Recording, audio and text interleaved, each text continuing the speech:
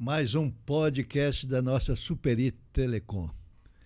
E hoje nós temos o prazer e a honra de receber a professora Margarida Oliveira. Margarida é graduada pela Faculdade de Administração de Governador Valadares, mestre pela Faculdade de São Leopoldo e doutora pela PUC de Minas Gerais. Isso. É um prazer, professora Margarida, em recebê-la aqui no nosso Canal 20. Agradeço também essa oportunidade de estar aqui com você, Toninho, para a gente conversar um pouco. A senhora, além de professora, é também escritora, né? Sim, agora estou também nesse campo da escrita. É algo ainda recente, estou me preparando também nessa área. E estou gostando um tanto. São os primeiros livros que a senhora escreve? É uma tetralogia, né? É uma tetralogia de livros com assuntos ligados à migração internacional. E para nós que somos de governador Valadares e região, né, é um tema assim, bem caro a nós. Né? Mas eu já escrevi numa antologia, né, já participei de um trabalho organizado por professores da PUC Minas, no ano de 2023. E aí, naquele mesmo período, eu já estava no programa de doutorado, né? E aí, esses livros são também resultados desse tempo de pesquisa. A tese de doutorado da senhora foi em cima de que assunto? Eu fiz uma proposta para a PUC, né, de estudar a migração dos valadarenses para os Estados Unidos. E a tese, ela tinha esse foco, né, de entender como que isso acontece, as motivações dos brasileiros, e especialmente os de Governador Valadares, que vão para os Estados Unidos, entender como que funciona a rede a que essas pessoas estão ligadas, aquela rede de apoio das pessoas que, por vezes, auxilia com valores, auxilia no recebimento das pessoas lá, e também a questão da inserção dessas pessoas no mercado de trabalho norte-americano. E ainda tem uma variável de gênero, né, para entender assim, os facilitadores ou dificultadores que podem ter, né, mulheres então está concorrendo com a professora Sueli? Nós estamos juntas nessa empreitada do estudo da migração. Inclusive, a professora Sueli, ela é uma referência para mim, né, inclusive teórica. A professora Sueli, ela participou comigo desde o início, quando eu estava já construindo o projeto. E ela, durante todo o período, ela esteve me acompanhando como co-orientadora. Mas a senhora já morou nos Estados Unidos? Então, eu já conhecia os Estados Unidos há algum tempo de ser uma turista. Eu visitei lá. Mas a senhora já conviveu com a colônia brasileira lá? Ah, sim. Eu conhecia e também foi por isso que eu quis estudar mais sobre a migração, né? Conhecendo a nossa realidade aqui em Governador Valadares e que, em certa medida, todos nós acabamos assim, sendo atravessados por este conteúdo que é a migração, né? Quem mora aqui. E então, quando eu comecei a estudar, eu quis passar um período maior lá. E então eu fiz um intercâmbio na Universidade de Massachusetts. Eu fiquei morando nos Estados Unidos num período de quase 2 anos. A Universidade de Massachusetts é em Boston? Ela funciona na Grande Boston. Ela fica numa cidade chamada Dorset, mas é em Boston. Do lugar onde eu estava, tinha um trânsitozinho até chegar na universidade, mas um lugar muito bom, muito acolhedor e de excelentes oportunidades.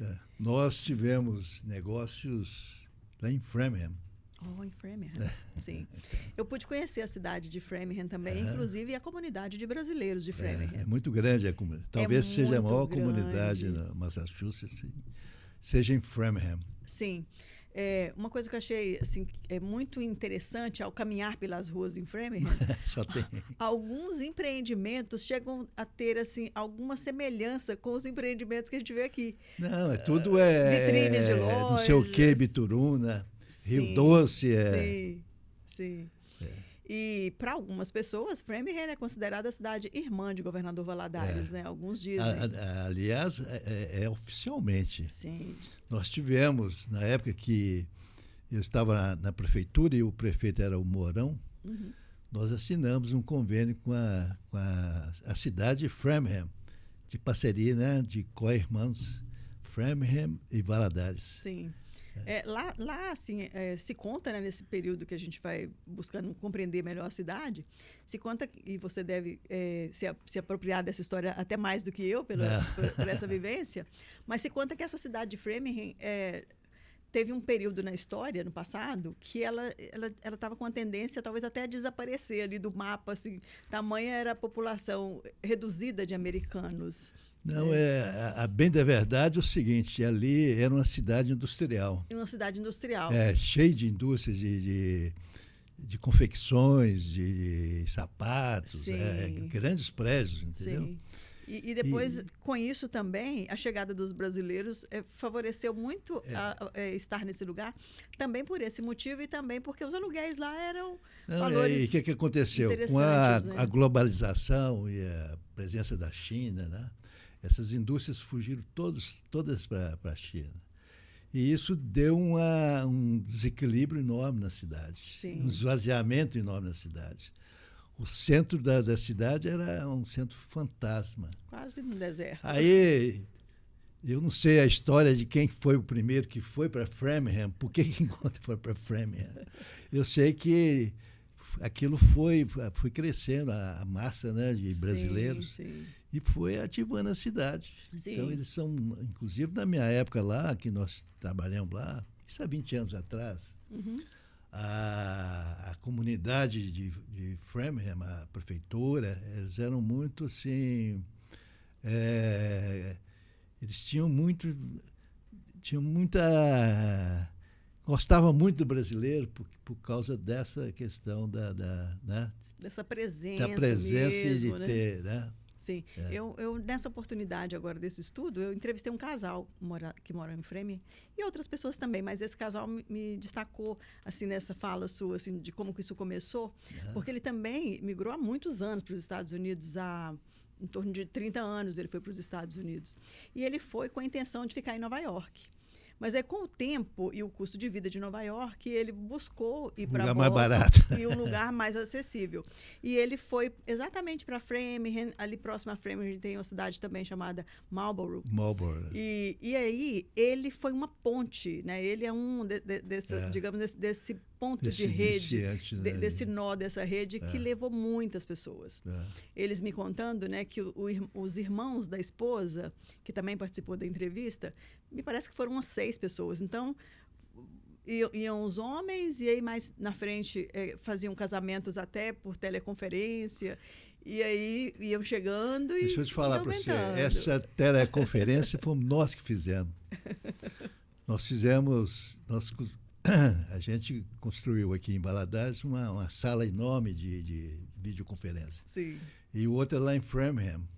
Sim. Então, com isso, a gente fazia casamentos, encontros, reuniões familiares. E namoro. Sim. Eles me contaram sobre isso, que tiveram alguns encontros assim. Eu que administrava, entendeu? Esse trabalho, esse projeto. Sim.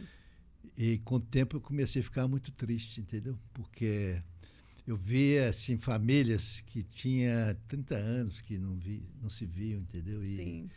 E aquilo começou a me entristecer, entendeu? Sim. Aí foi também a tecnologia, através do celular. Foi modificando. Assim. E com isso perdeu também a viabilidade econômica do projeto. Do empreendimento. Mas a gente fez um trabalho muito interessante e era muito bem quisto. Nós chegamos até a ter um cartão telefônico chamado cartão Ibituruna, que a gente vendia muito para a comunidade, entendeu? Mas foi uma experiência muito interessante, entendeu, Margarida? É o que eu vejo assim, quando a gente vai se envolvendo com esse tema da migração, eu sinto que tem isso mesmo, acontece da gente ficar mais sensível com as questões exatamente familiares, né? As questões de relações, porque são muitas mudanças mesmo que acontecem, como isso que você mencionou, de pessoas que ficam 20 anos sem ver, né? 30 anos sem ver. 30 anos, né? Eu conheci até recente uma pessoa aqui, ele não faz parte do meu grupo de estudo, mas ele me contou que ele foi o único que ficou assim deslocado da família, porque a mãe, quando foi, ele tinha 2 anos de idade. Não conhecia os pais. Então, assim, ele não tinha nem bem uma lembrança desse rosto, né? E aí primeiro ele ficou sendo cuidado por uma tia, e aí mais para frente essa tia também decidiu migrar, e aí passou ele para a avó. Então, assim, essa coisa de como que a pessoa vai sendo cuidada, né, na infância, sem, às vezes, uma referência daquelas pessoas mais próximas. E aí, depois, a avó falece. Então, assim, ele ficou solto. É muito triste, né? Então, assim, é muito difícil a gente escutar essas histórias sem chorar, em né? alguma medida, se sentir tocado, né? Então, esse projeto nosso foi muito interessante, mas muito triste também. Sim. Porque a gente conviveu assim muito proximamente com esse tipo de problema, entendeu? Então, E, por outro lado, eu sentia, não sei, no seu estudo aí se vai, né, apresentar esse problema, uma certa xenofobia contra os nossos compatriotas, entendeu? A gente percebe assim que ser estrangeiro, né? O fato de você já saber que você é um estrangeiro ao chegar num lugar, às vezes a gente já leva uma bagagem, né, de uma percepção, de fazer uma leitura do ambiente e de ficar também observando como que as pessoas nos acolhem, né? E o latino, ele tem essa questão de chegar, principalmente nos Estados Unidos, que tem um grupo que tem um histórico muito forte de racismo, né, de xenofobia, e tratar os brasileiros assim, de modo que eles não se sintam tão acolhidos, né? Homens brasileiros, mulheres brasileiras, né, me relataram muitos momentos assim de dor, né, por sentir discriminação, por sentir o não acolhimento, né? A coisa de morar muito tempo num lugar, mas não sentir que pertence àquele lugar. Né? Porque eu convivi muito, né? Estou falando isso há 20 anos atrás. Sim. Por ter sido vice-prefeito de Valadares, por ter sido assim, secretário de Educação. Então, eu tinha um tratamento assim, muito especial pelas autoridades da cidade. Então, eu convivia muito com a pessoal. Sim. E a grande reclamação era que os brasileiros que vinham se agrupavam, fazia como fosse um gueto, né? Não procuravam estudar inglês. Interagir com a comunidade. Sim. E a impressão que se dava que vinham só para ganhar dinheiro e mais nada, né? Sim. Então, isso trouxe realmente uma certa dificuldade assim, nessa simpatia do americano pelo brasileiro. Sim. Não sei se você percebeu isso.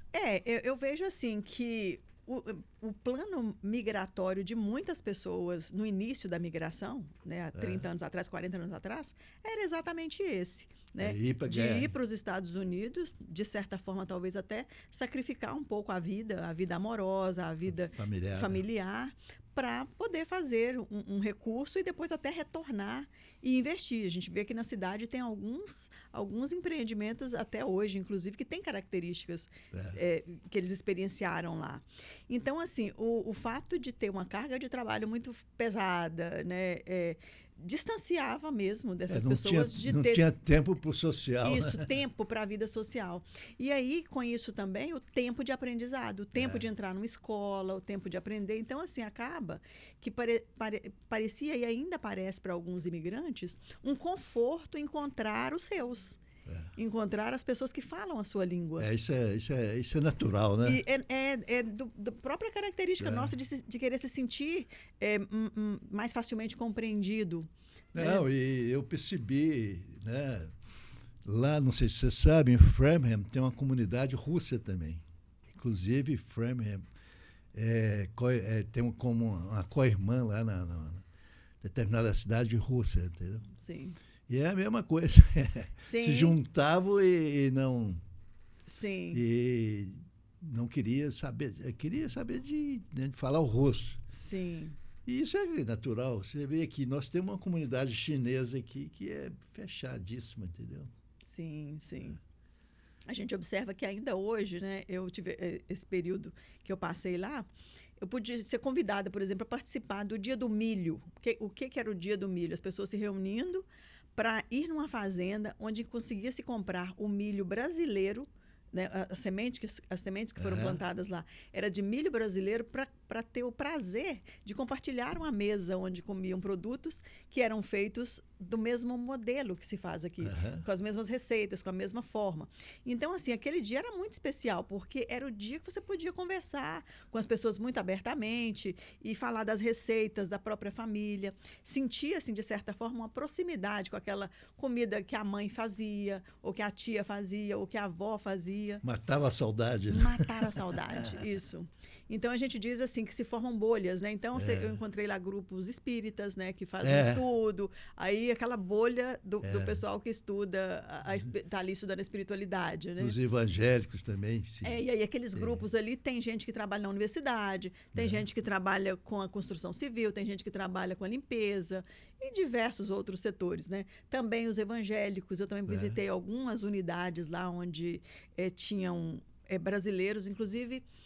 Eu fui num encontro daquele grupo do Santo dos Últimos Dias. Adventista, né? Adventistas.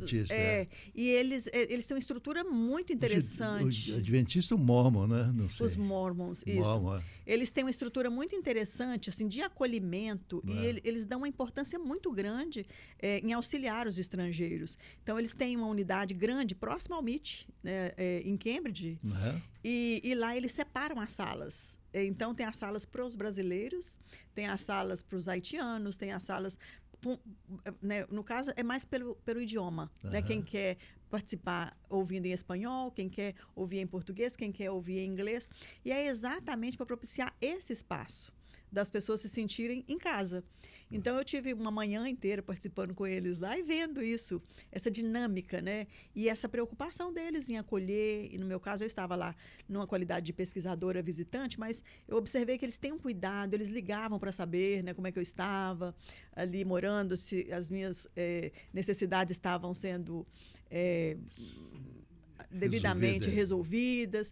Então, a gente vê assim que para um estrangeiro, os brasileiros lá, ter o apoio dessas comunidades também costuma ser assim, um alívio, né, para aquela carga de trabalho, aquela batalha do dia a dia. E foi assim, escutando essas pessoas... Você escreveu os livros. Participando dessas dinâmicas todas, que eu fui assim, anotando muitas coisas, né? Porque, inicialmente, quando eu apresentei o meu projeto de pesquisa, eu tinha a intenção de trabalhar com histórias de vida. Eu queria analisar histórias de vida como metodologia da pesquisa. E, naquele momento, assim, eu tive, junto com a minha orientadora, uma combinação para não trabalhar com a metodologia de história de vida. Ela falou, não, vamos fazer uma análise, uma coisa assim, digamos, mais simples, e você vai ficar... vai terminar isso mais rápido, né? Que era a minha proposta, era a dela também. E aí eu fui fazendo em paralelo a escrita dos livros, porque eu tinha escutado muitas pessoas. Eu fiz um campo primeiro em Governador Valadares, então eu já tinha escutado muitas pessoas que já tinham feito o percurso migratório. Já tinham ido lá na época de 1980, 1986, quando nem tinha esse nível de comunicação que a gente tem hoje. Eles tinham uma dinâmica muito diferente, né? Inclusive de transitar pela cidade lá. Então, tudo isso eu tinha já anotado. Então, depois, quando eu fui fazer o segundo campo nos Estados Unidos, eu continuei fazendo isso, escutando as pessoas e vendo as diferenças, né? E aí eu fui fazendo esse projeto de escrita dos livros em paralelo com os trabalhos que eu tinha que apresentar da tese que eu também estava desenvolvendo. Então, eu estava lá na Universidade de Massachusetts, responsável por um projeto... A universidade é em Boston, que você falou? Sim, a universidade em Boston. Eu estava lá responsável por um projeto transnacional, que, inclusive, eventualmente, a gente tinha encontros com pesquisadores brasileiros, né? Alguns que a gente conseguiu encontrar lá e outros até aqui do Brasil, que fizemos esse trabalho transmitido através do Zoom. Né? Nós tivemos até uma vez, a Sueli participou conosco, né? E então, eu fui fazendo em paralelo a escrita dos livros e em formato de romance, né? Porque eu peguei ali a linha de algumas histórias, criei ali alguns personagens. Romanceou aí a história. E fui ficcionando. E aí algo que me deixou assim, muito impressionada nos Estados Unidos foi ter passado assim, um período onde eu pude vivenciar todas as estações do ano. Porque assim, eu já tinha ido algumas vezes, mas eu chegava, estava a estação. Eu não tinha visto assim, a parte da transição das estações. Então, isso me encantou de uma maneira que eu quis fazer 4 livros exatamente porque eu queria relacionar, em alguma medida, cada uma das protagonistas a uma estação do ano. Então, eu fiz lá a mulher... A primeira, qual que foi aí? Aqui, então, tem a primavera... Tem uma ordem, né? Não tem uma ordem. A Tem, pessoa não? que quiser ler pode ler qualquer um, mas tem a mulher da primavera, vamos dizer assim, né? Que está aqui retratada no livro da Travessia. Esse livro traz a história de uma mulher que atravessou... Travessia. É a Brígida, né? Brígida. A Brígida atravessa o deserto fazendo muitas caminhadas a pé, muitas caminhadas extenuantes. E a história dela me envolveu muito, porque quando ela me contava a história, eu achei a história muito sofrida. E aí eu ia escutando, e o mais incrível foi que depois que eu achei que a história era de sofrimento, ela fez isso por 2 vezes. Ela não fez isso só como uma primeira lição, ela repetiu isso em outro momento da vida, e aí é onde a gente vê assim, a questão de como que a necessidade alcança uma pessoa, né? As condições econômicas e sociais da cidade. A personagem não é uma ficção, né? A personagem existe. Todas as protagonistas existem. Todas elas vivem nos Estados Unidos, exceto uma que está retratada neste livro junto com a protagonista. Né? Então, aqui no caso, tem 2 protagonistas, né? A protagonista principal, ela mora nos Estados Unidos e ela trabalha no segmento da imagem pessoal, com noivas. Mas aqui tem também a história de uma mulher que foi deportada. Então, esse livro, Entre Laços, ele traz a história da Olivia. Esse aí é o Entrelaços, né? Entrelaços, né? Olivia. E a Olivia... Olivia que é da agulha, não? Da agulha, isso, do outro lado da agulha, porque ela trabalha com costura. Né? E aí eu liguei essa mulher à estação do verão, né? Porque foi, inclusive, a época que ela chegou... E ela era costureira? Sim. Era costureira. Isso. E aí, aqui, eu quis acrescentar essa história de uma mulher que foi deportada, porque essa história eu ouvi mais à frente, e aí os livros já estavam bem adiantados, então eu fiz eu quis encaixá-lo em alguma história, então eu criei aqui uma amizade entre as duas para retratar, né, essa questão da deportação, e especialmente porque nos dias de hoje a gente tem visto esse assunto se tornar ainda mais sensível na nossa sociedade. E aí ela vai relatando, né, a Amélie, que é a personagem que foi deportada, ela mora aqui em Valadares, e ela conta toda... O que aqui atravessou pela fronteira foi essa aí, né? A que atravessou foi a Brígida. A Olivia é a que está no campo da imagem pessoal, né, trabalhando com costura, né, produção de noivas. E aqui tem, além da história da Olivia, né, que trabalha com noivas, tem a história da deportação também, que é uma outra pessoa que faz parte aqui. Mas ela não foi deportada, né? A principal, não. A protagonista principal, não. Olivia. Só tem aqui uma amiga que foi deportada. E aí tem uma parte reservada a contar a história dessa amiga, né? E a explicar, assim, como se deu, os sentimentos que ela teve e ainda os sentimentos que ela tem em relação a isso. Então, essa pessoa também, ela existe, né? Ela... não exatamente como está aqui, porque tem esse romancear da história, né? Mas é uma pessoa também que teve um baque, né, com a questão da deportação, né, que ela vivenciou. Por causa da amiga, né? Por conta também do que a gente estava falando antes. Era um laço também que tinha, era um vínculo, era alguém que poderia ser um apoio lá. E aí também tem esse prejuízo, né, da relação afetiva. Essa aí é o Prumo, né? O Prumo é a mulher do outono. É a Aurora, né? A Aurora. Assim? Isso. Podia mostrar o primeiro ali é Travessia, né? Sim. Esse aqui é o Prumo, é a mulher do outono, né? Demolição e reconstrução. Esse primeiro livro aqui que eu comecei falando dele é o livro da Travessia. Né? Aqui tem como subtítulo Coragem na Fronteira do Impossível, exatamente porque fazer o que ela fez precisa de muita coragem, porque a fronteira parece impossível, Ela fez o Caicai, né? Ela fez, na segunda migração dela, ela foi pelo Caicai. Pelo Caicai. E a primeira, ela foi assim, na cara e na coragem, passou muito tempo para chegar lá. Esse segundo livro, no caso, que eu falei aqui, que é o Entrelaços, do outro lado da agulha, conta a história de uma mulher que trabalha com costura nos Estados Unidos, a Olivia. E ela tá ligada... a Olivia é uma protagonista real, né?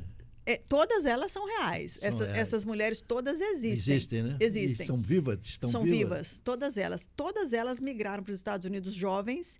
E cada uma delas agora tem uma idade diferente, mas a mais idosa, vamos dizer assim, hoje, é a Aurora.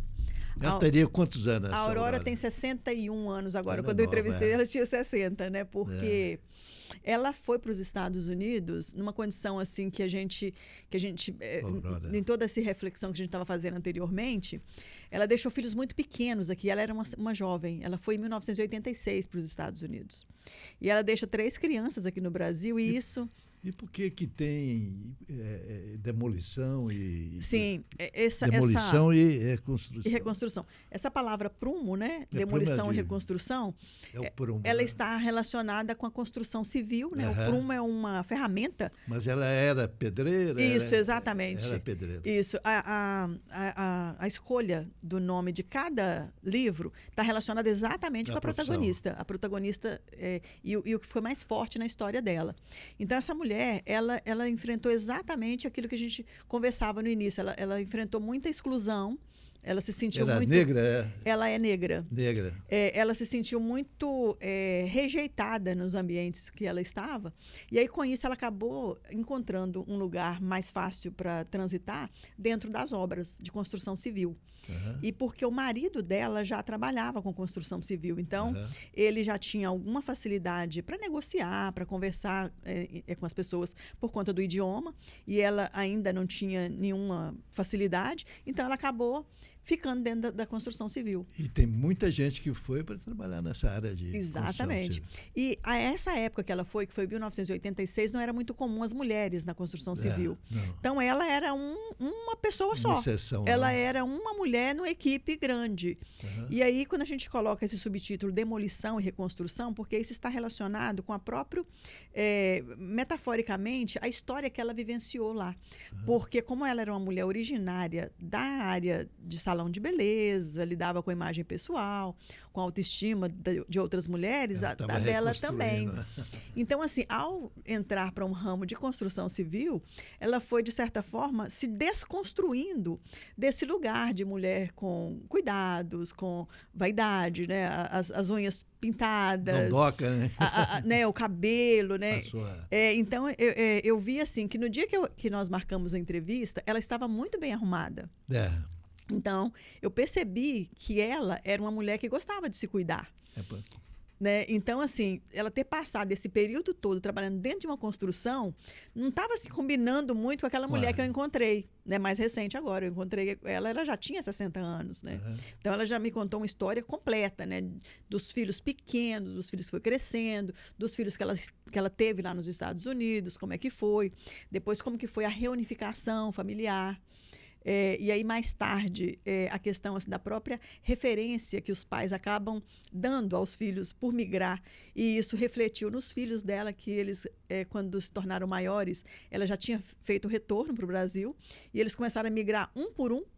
E aí, ela não teve outra alternativa senão de fazer uma segunda migração depois de voltou, então. Quase 30 anos. Por isso, mora lá. Né? E aí, o quarto livro... Qual que é esse aí? Esse aqui... Reatância. Reatância. Você arrumou um nome difícil aí, né? Magnólia. Magnólia. Isso. Arranjos legais. Isso.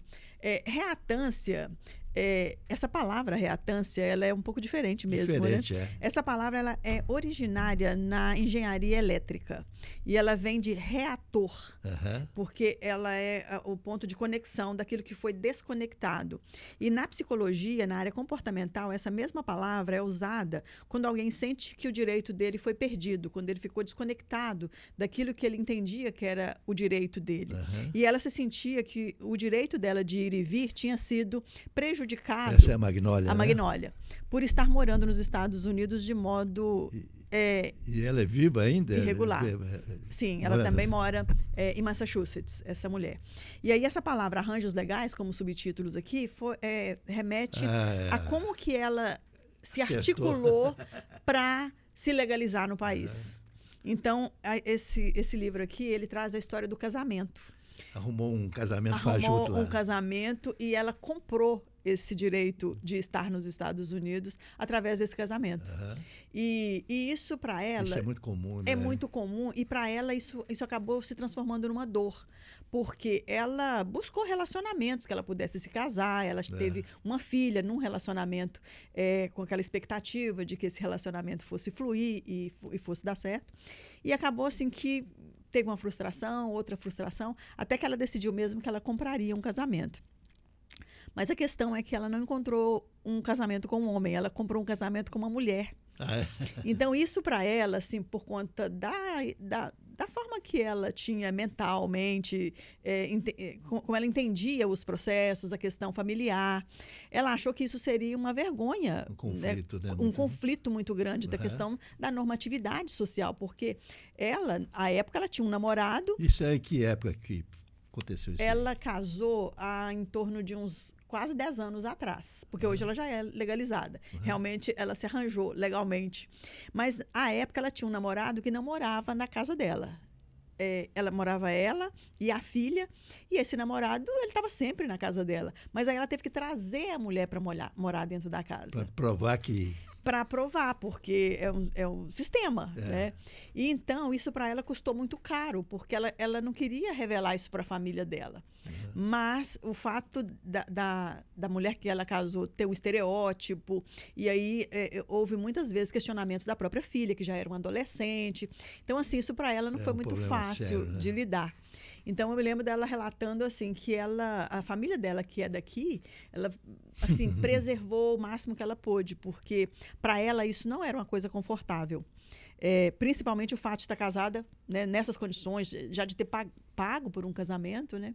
Então, assim, todas essas mulheres, elas são mulheres que eu considero mulheres fortes, porque tiveram audácia, coragem e, assim, são marcadas, né, muito profundamente por essa questão da migração. E são tipos diferentes, tipos físicos, né? São tipos físicos diferentes. Essa é muito bonita.